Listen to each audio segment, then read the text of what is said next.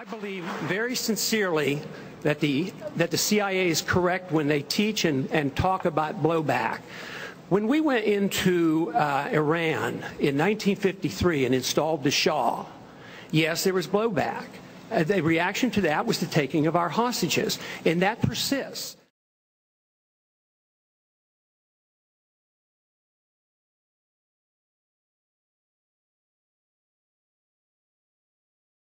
Iran, 1953. The CIA mounted its first major covert operation to overthrow a foreign government. The target was the Prime Minister of Iran, Mohammad Mossadegh. He held power legitimately through his country's parliamentary process, and he was popular. Washington had once looked to him as the man to prevent a communist takeover. But that was before Mossadegh decided that the Iranian state, not British companies, ought to own and control the oil within Iran's own borders. When he nationalized the British-run oil fields, Washington saw red. The Secretary of State, John Foster Dulles, and his brother Alan, director of the CIA, decided with Eisenhower's approval to overthrow Mossadegh and reinstate the Shah of Iran. The mobs paid by the CIA and the police and soldiers bribed by the CIA drove Mossadegh from office. Crown Prince Abdullah greets the Shah as he lands at Baghdad airport after a 7-hour flight from Rome. The King of Kings was back in control and more pliable than Mossadegh.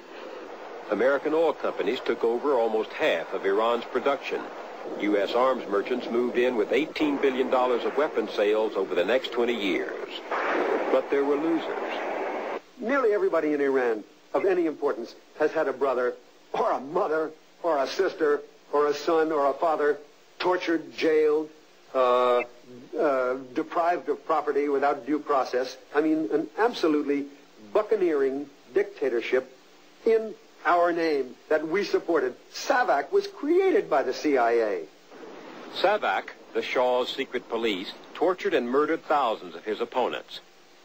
General Richard Secord and Albert Hakim, whom we met earlier, were among those who helped supply the Shah's insatiable appetite for the technology of control. But the weapons and flattery heaped by America on the Shah blinded us to the growing opposition of his own people.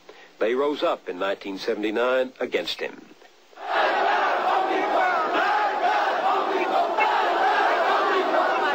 Death to the Shah, they shouted.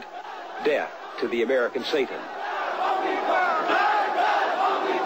Khomeini is a direct consequence, and the hostage crisis is a direct consequence, and the resurgence of the Shia is a direct consequence of the CIA's overthrow of Mossadegh in 1953. Yes, there was blowback. The reaction to that was the taking of our hostages, and that persists.